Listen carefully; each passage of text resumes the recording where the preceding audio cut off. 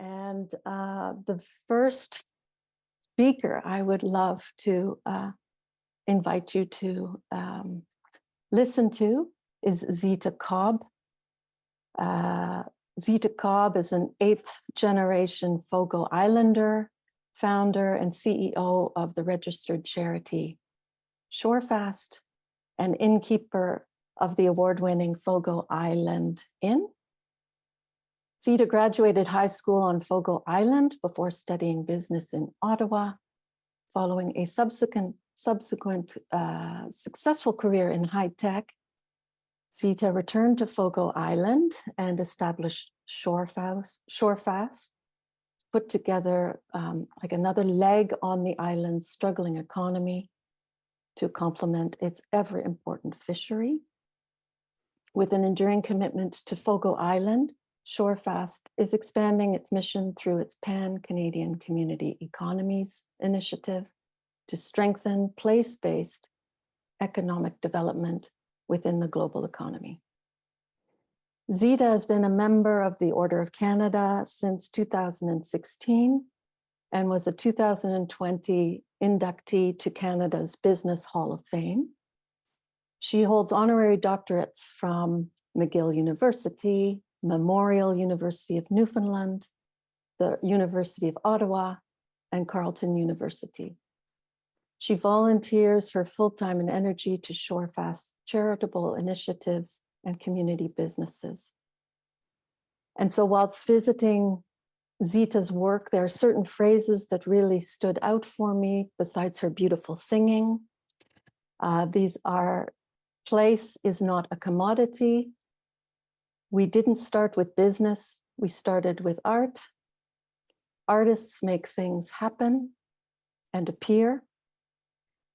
Have integrity and be original, meaning be true to one's origins. There are other forms of exchange other than extractive practices, and knitting and in together. So, Zita, welcome. Welcome to World Hope Forum. And yes, welcome to this basket. Well, thank you very much. As a woman on Change Island always says, it's so nice to see everybody in the same garden. So here we are in this virtual garden. Now, the hardest thing I'm going to have to do is figure out how to share my screen. And hang on a second. So I say share screen. You're going to have to tell me when you see something that. Do you see? Yes. The most important thing? Okay. Watching my time, Cynthia, I promised you no longer than 30 minutes. So here we go. We're going to go through time and geography. And of the things about me that are probably most revealing about this work that I'm going to describe is I am 64 years old. And I jokingly say, but it's not really a joke, I've lived in 3 centuries and I'm not a vampire. Because until I was 10, I really lived in the 19th century on this island that had very little contact with the mainland. We had no running water, no electricity. My parents couldn't read and write, and we were fishing people, and that's the way it was, and it was wonderful, unless you had a toothache and there was no dentist. And when I was 10, the worst of the 20th century came down on top of us in the form of the industrialization of the fishery, and I'm going to talk about this as I go through. And my career was in wave division multiplexing, the little optical devices that have enabled what we are doing here today. And so that experience has shaped, obviously, everybody's experience shapes how they see things, but I think this traveled through time. So this is not a trick question. The most important thing is place. And I think that'll be obvious as I go through. All the images, by the way, are from Fogo Island, unless I say different. And I didn't say this, but that a small island is a good proxy for a small planet. Okay, maybe that's saying a bit too much because we never struggled with war, and we've never struggled with a lot of the things that you may describe as happening in Toronto. On the other hand, we're humans. We've lived in this place. We're meaning seeking. We're embodied physical creatures that are very social. So that sets us up for a very shared human drama. I always love this quote. Yes, the terrible world's a wonderful world. It's that third sentence that is super exciting because we shape our world. We shape our world. We don't need to say more than that, I think. Now, since the most important thing is place, let's get to the geography of it all. There's Fogo Island up there. That white bit at the top is Greenland. And Fogo Island, the most important thing about its geography is that it's in the Labrador Current. And so every year, as Pete Decker says, half of Greenland breaks off and comes down on top of us because it comes with the Labrador Current. So we kind of have a front row seat to what's happening with climate change because glaciers break off into icebergs. And that particular ocean current, which is cold and fast, has what has given rise to the fishery, which is what our culture is made of. Most people think about, well, not that many people think about Newfoundland, and the province is called Newfoundland and Labrador, but if you think about it, you probably think about it as being really far north. As you can see, it's not. We're at Fogo Island is at 44 degrees north, more or less. 49, 44, which is about the same as Paris. But Paris doesn't have the Labrador Current. So people are shaped by place, and you're going to see this as I talk about it. We've organized our work kind of around a poem. I think it's funny to be talking about walking upright today, because actually Cynthia mentioned to Cynthia, I just had a double hip replacement. So I'm balancing on crutches as I but I think this act of balancing, that's what living is. I always love this from a New Zealand poet. And we think about our work in this way. How do we hold on to the place we are, the place that holds our memories and holds our culture and holds our relationships? And how do we reach out and belong to the world? And to do it in some kind of a way that is not entirely on our own terms, because that's too much to ask, but at least a little bit on our own terms. And almost all these questions, for me, are economic questions, because I think there are many things we haven't figured out as humans, but one of the things we certainly haven't figured out is an economic system that knows what to do with place.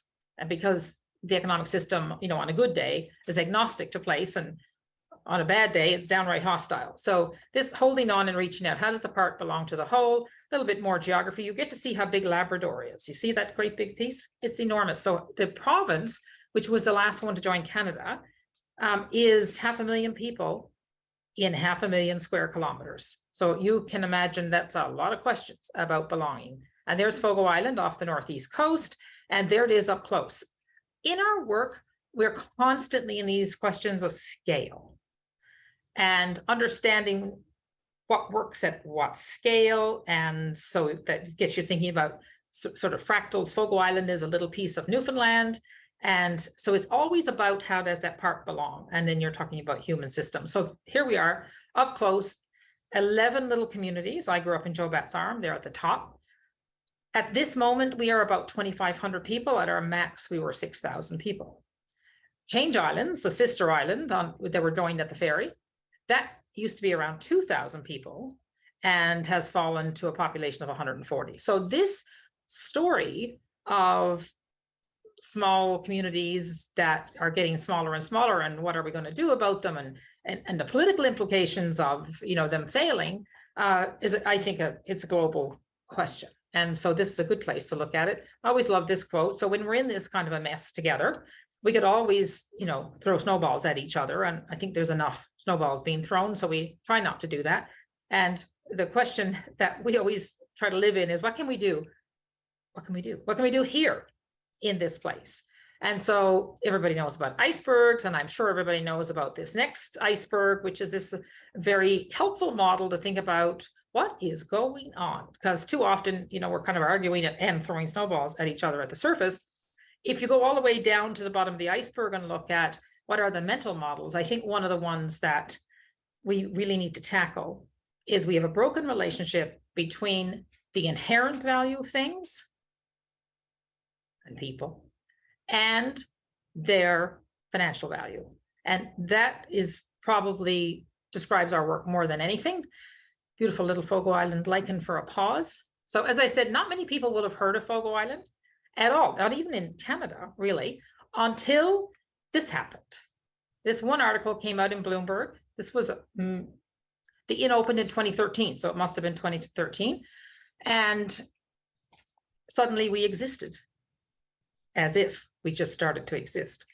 And, you know, the power of the image, the power of the digital age and all of that, but really that inn is a Trojan horse. And I'm going to try and invite you inside the Trojan horse. It's a Trojan horse for a set of ideas. And if this is the most important thing, this is the North Atlantic cod, never to be confused with the Icelandic cod, which we think is inferior, but no need to argue about it today. This is what our culture is built on. There's very little about us that you can't figure out by knowing something about this fish. We built structures like this over the centuries. We were inshore fishing people. We never went further than 5 miles from shore, built our own boats. I don't know who these men are. This is actually in Placentia Bay, not Fogo Island, but I know that they're related to each other. I know they made their own gear. I know they made their own boat.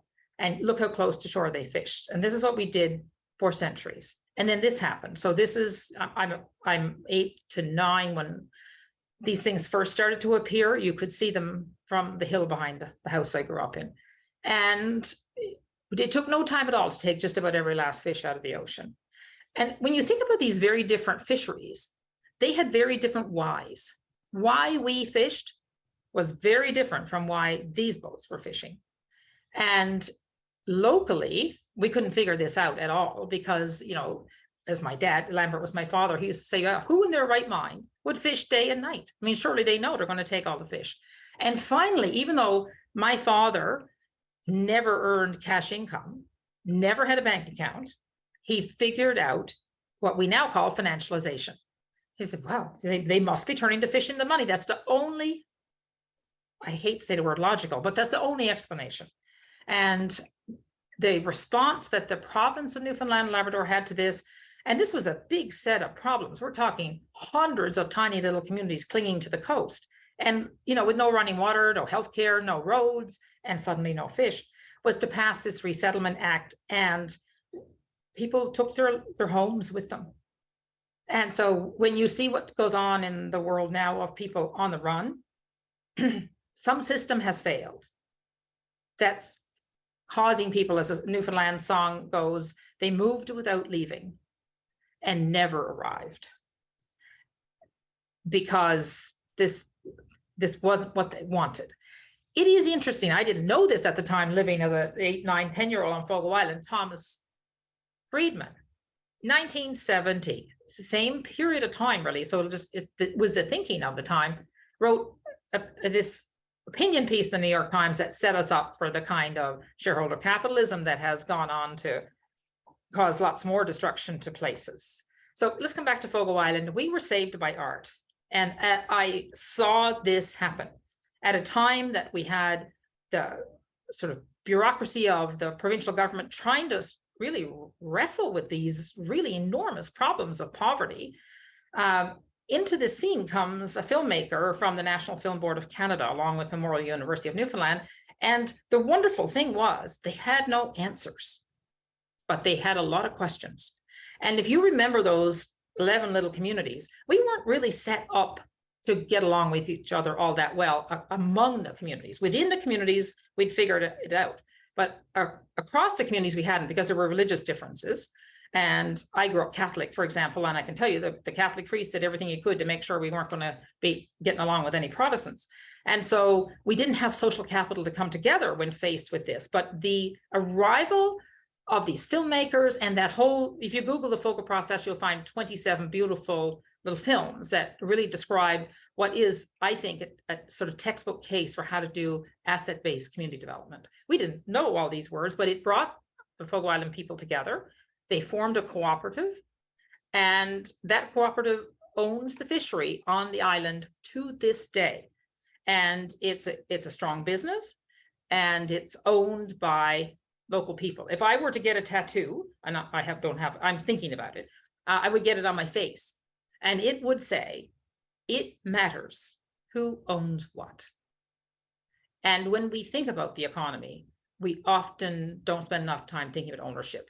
And especially in these small places, it really matters. On Fogo Island, it's a place that most things are owned by people who live on the island. That doesn't make a future assured, but it makes it assured that you have some agency in it. I went to University in Ottawa, Cynthia said, and I tripped over Small is Beautiful, which came out in the mid-70s. Schumacher was an economist, a German economist that came to the US. And when he said small is beautiful, he didn't mean everything has to stay small. What he really meant was the building blocks have to be small, because that's through our kind of embodied nature, that's what we can relate to. And that's how we organize better. And then the work becomes, how do you connect all the smalls to make something bigger, like a country? For example, Canada has 5,162 incorporated communities and 634 Indigenous communities. So let's just call it, say, 6,000. So we are a country of 6,000 communities. When we think about systems, whether there are finance systems or our transportation systems, you cannot invent a transportation system for 38 million people without knowing, well, where are they? And what do we want to do? And how do we need to move them around, or where to? And so Schumacher had, I think, a lot of these answers, and he had these two great sentences: nature and culture are the two great garments of human life. I've never actually met anyone who disagrees with that. And business and technology are the two great tools that can and should serve them. Yeah, that sort of tells us as business people what we need to do. So this is Shorefast. We're organized in this way. We run some social businesses, the Inn being the biggest one. And we have a set of charitable programs, and Fogo Island Arts, which is, I'll talk about that a little bit, is the residency-based art program, is the largest of those. And so we've tried to create a kind of flow of money that fuels place. So we started with Fogo Island Arts. I think the first studio was finished in 2010. It is a residency-based program. We do exhibitions. There's actually an art gallery at the Inn. We publish, and we do dialogues that move around the world. That was one of the first studios, designed by Todd Saunders, who grew up in Gander, which is very close by to Fogo Island, based in Bergen now. And you know, of all the relationships, the web of relationships that make up our lives, our relationship with the past and the people of the past is among the most important.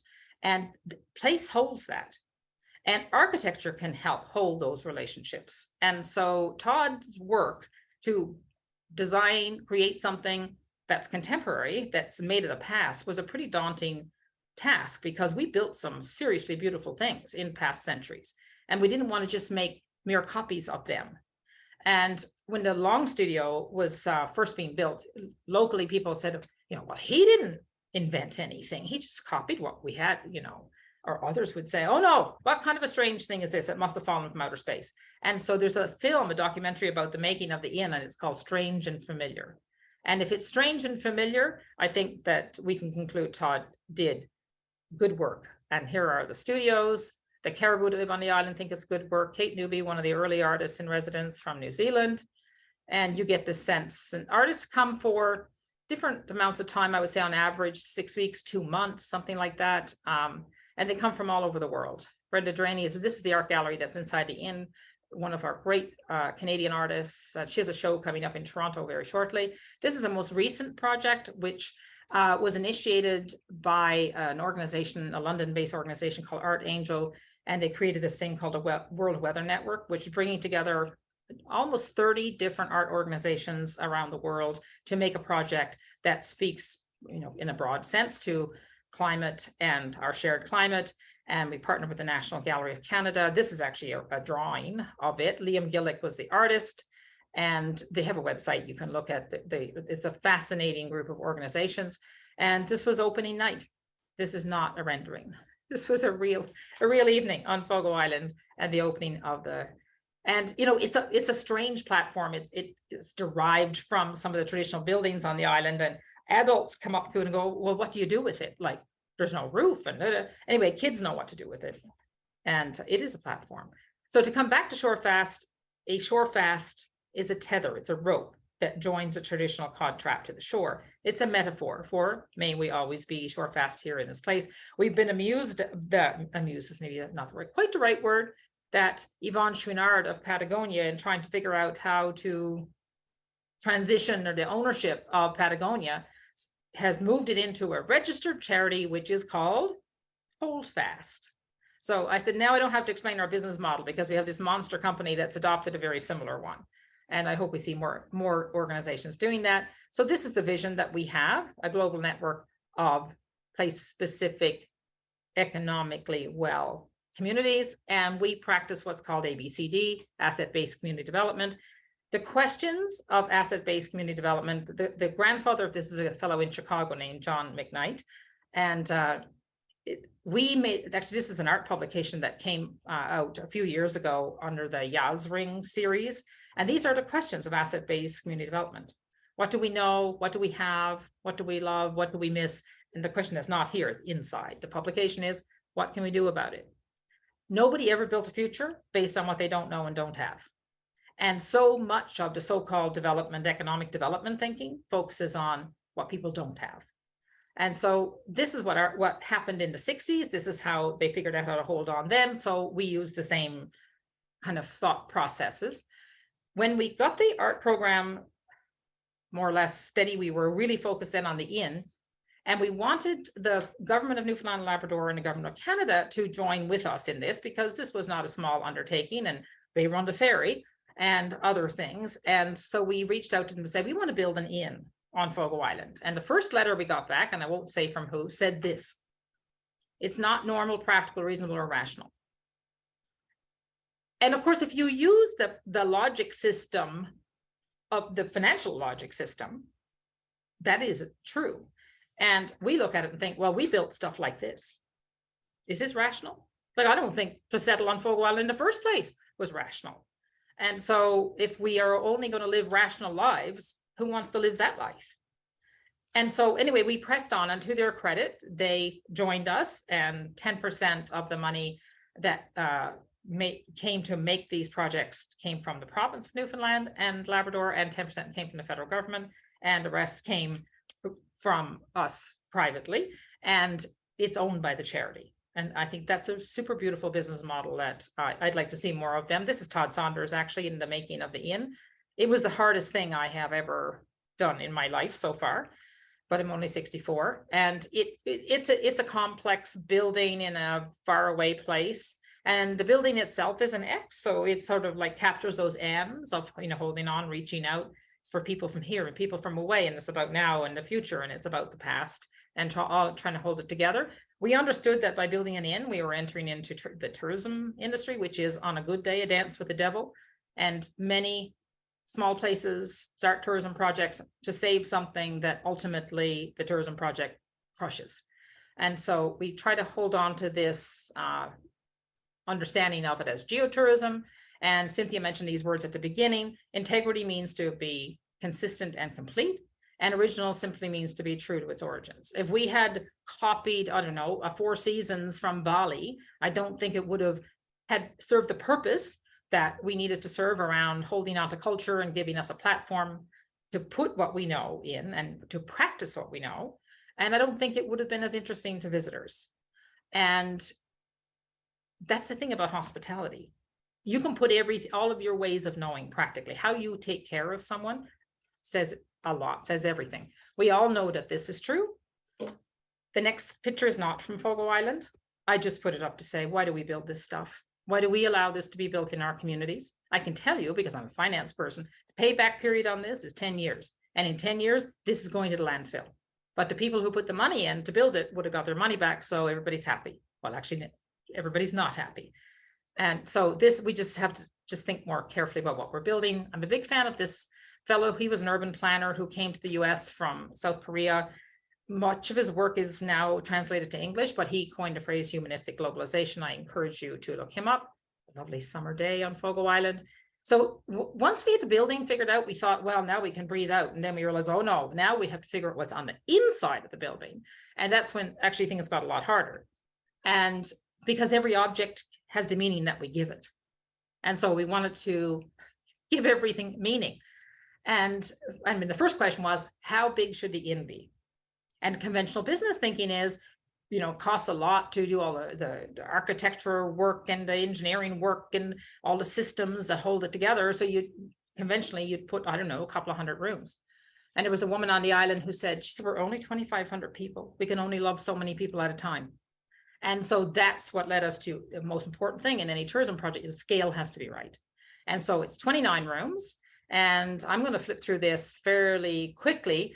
Ilse Crawford worked with us in the beginning to help us make a kind of master plan. She introduced us to a lot of designers, including Chris Cabell, who's designed many things at the inn, but including the fobs. We worked with local makers. We have a long history of boat building, a long history with textiles, people like Aidan Penton. We put people together. And Elaine Fortin, she's from Montreal. She designed this chair, which is kind of probably the rock star of the collection in terms of it's the most iconic, has the obvious relationship to the boat. And I just want to point out that consumerism is not that we love things, it's that we don't love things. That's why they go to the landfill. And so a chair can help us make meaning. I said we are meaning-seeking, social embodied creatures. Well, I think the chair, if we do it properly, helps with all those things, because that object puts us in a relationship with where did the wood come from and what tree is in it and who made it. And these kinds of objects we don't readily send to the landfill. And I think this is, yeah, I can't say enough about that chair, because we worry about losing our boat building skills, and because we don't fish in those boats anymore. But listen, as long as we're making those chairs, we won't forget how to make boats. Textiles that's how you stay warm in the Labrador Current. And it's the inn commissioned lots of quilts. We found the heritage patterns that have been discontinued. Mark Klintberg is an artist who came into residence who got fascinated with the quilting, and he took a bit of a departure from Joyce Whelan's project around the original Trudeau said, reason over passion. And then they've done a quilt that says passion over reason. Lillian Dwyer heads up the Wind and Waves Guild. We spend a lot of time arguing about colors. Frank Chipma from Amsterdam designed these are chandeliers inside the dining room. I might have a different picture, but so the brief for the designers was we have to be able to get the materials here. We have to be able to make it here, and we have to be able to make it again should we need to. And you get a sense. This lovely hooked mat tells the story of the National Film Board's Challenge for Change process that I described. This one tells the story of where the European settlers came from. This one tells the story of the 7 seasons of Fogo Island, and you get a sense of it. So at a guest room at the inn, I can tell you where everything came from. And in this photograph, for example, we didn't make the binoculars, but we can tell you where they came from. And we didn't make the glass, and there's a lamp that we didn't make, but everything else we made. Wallpaper, we tell our own stories. I mean, there's amazing wallpaper in the world, but people should tell their own stories. And when we start to think about food, there's an incredible bounty of things that swim in the ocean, live on the land, and we thought we'll cook what there is. And there's the dining room. So now you see those chandeliers in a different way. And so we actually, Fogo Island Arts has a super exciting residency now around foodways. And so that one is just kicking off this year. This is something that brings together all the questions we live in around food systems and the economic and health systems that come from that, and the local global implications of all of that. It's not every day you can eat outside, but one should. I love this little project. It's going to take me more time than I have to describe it. But when the inn was being finished, we were like, how are we going to let people know it's here? And a group of people who were working at the guild said, well, why don't we just send them a room? We'll make them a room and we'll mail the room. And so this dream box is exactly that. So they made these rooms. It was the hardest thing to make things at miniature. So they made all these little quilts, all these little tables, all these little mats, all these little chairs, and there they are. And that's a whole bunch of dream boxes, and we mailed them out. That's how we announced that we were opening the inn. Anyway, they all said, we will make anything you want made, but never at miniature scale ever again. So of all the things said about the inn, this is the one that we're most proud of. It's an act of human culture. And indeed it is. We spend a lot of time thinking about money, because if we don't tame money, and we don't get money to do what it can do if we use it properly, it's going to eat everything we love. And so it starts with, I think as citizens, we're all overwhelmed with trying to understand the economy. One way to clear a room is to use the word economy. I bet everybody just started hanging up now, because I want to talk about economy a little bit, because it's hard to understand it. We end up in resistance to it, but then we get tired of resisting, and then we say, well, frigate, let's just order something on Amazon and be easy. But that's, of course, what we mustn't do. And so we give a lot of time to think about how do we help people understand that, buying something is like voting for something. And so in my lifetime, we've got this labeling on food, and that labeling helps you decide in the moment of purchase or in the moment of eating. Am I really going to eat that? And so we just use that same form and we do economic nutrition labeling. We simply tell you in the moment of purchase where the money goes. So this is for a stay at the inn. 49% goes to the people who work there. And 5% goes to fees and commissions and so on and so on. We target a 15% surplus, which then would go back to the charity and get reinvested in those various charitable programs. And we tell you geographically where it goes. Economic nutrition is important if a community or a place is going to survive. 65% stays on the island. I think everything that is sold in the world can have such a label and can be done. What do we do with the past? On Fogo Island, like other places in the world, we have a lot of heritage buildings that have lost their original purpose, and we can't save all of them, but it's important to save some of them. This is a traditional fishing premises. This one has been falling down all of my life. If you live in a place that the important public buildings are falling down, hard to be hopeful about the future, hard to think, maybe this is the year I should paint my fence. And so we became kind of obsessed with fixing up at least some of the buildings. So this one became, and there it is now, became the workshop, so where we make the furniture. And so it's found a new use. This old building became the textile center. These are actually right there on the front of that. You see some of the traditional quilt patterns. And now quilting is taking off in a different kind of a way because we feel like we've avoided the loss of traditional patterns and we're making those. And now people are starting to make new and different and more contemporary quilts. So who knows where that'll all go. For our workshops and business, we do economic nutrition labeling, of course. This chair, 51% of it goes to the people who make it, 71% stays on the island. We started a little tiny company in a partnership with a cooperative for cod, because the cod are coming back ever so slowly. And we think it's really important to build a different economic model that will support a proper kind of fishery. Because if the price in the market isn't good enough, people are going to use gill nets and catch them, too many at a time, and it's going to be destructive. So, but let's start with the market. And in fact, in all of our thinking, so let's start with the market. And so we take the fish that are caught one by one and we bring them ourselves and sell them to restaurants up along, usually in Toronto. And it's a small but important business. And so this is the economic nutrition label. And as you can see, 69% of what we would sell a cod for in Toronto comes back to Fogo Island. And so if my father was still alive, which he isn't, he would think we are turning money into fish. And that's the point. Money can do that if we create the right financial model. I don't like to use the word sustainability because it sounds like it's done, like it can't ever be a noun. But I do like this, that an acceptance of precariousness is a prerequisite to permanence. And in a place like Fogo Island, it always feels precarious, always. These are projects we have on the go now, turning this church into a kind of dynamically reconfigurable program space, a small housing project with a London-based Assemble to think about, because we as Shorefast have made many contributions to thinking about institutional architecture on Fogo Island, but we've not done anything. We've saved a lot of heritage homes, but we've not actually created what should we be building now? And so that's what this project's about. And now I'm going to finish with just talking about this project that Cynthia alluded to, a Canadian. We'd love to start a Canadian Centre for Community Economies or something that needs a better name.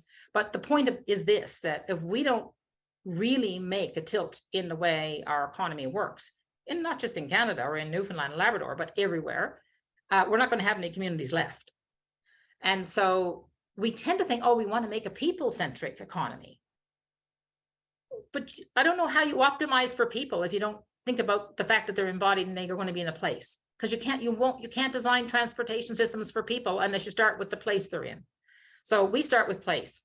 And the question of, we just finished a year-long pilot with 4 other Canadian communities to look at this question: how do we strengthen community economies? We framed it around this book by an economist named Rajan, used to be head of the Reserve Bank of India. He's in Chicago now.